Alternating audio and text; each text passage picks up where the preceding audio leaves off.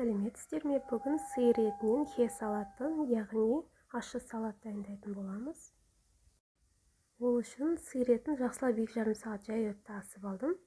Пиязды 6 бөлікке бөліп турадым және болгар бұрышын ұзыншалап турадым. Бізге сарымсақ, кориандр, паприка, қызыл бұрыш, қара бұрыш, кориандр, тұз және 1 ас қасық томат қажет.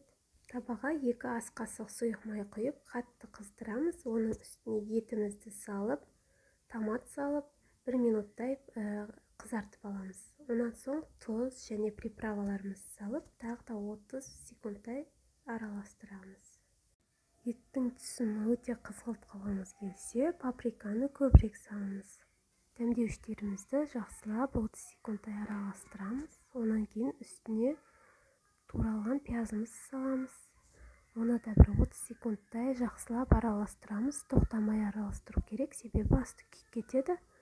Онан соң үстіне болгар бұрышын саламыз. Болгар бұрышын оны да кішкене 30 секундтай тоқтамастан араластырып тұрамыз. Онан соң үстіне 1 ас қасық соя құямыз. Соя өз қалауыңыз бойынша 2 қасық құйсаңыз да 3 қасық құйсаңыз да болады. Кейін үстіне сұйық май мен 3 ас қасық құйдым, көбірек құюға да болады. Сұйық майымызды араластырамыз. Оттан түсіреміз, қақпағын жауып 10 минуттай қойып қоямыз. Мінекей біздің салат дайын. Оны ақ күрішпен бірге дастарханға қойсаңыз болады.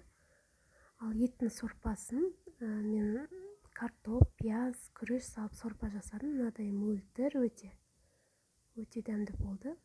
Ас болсын.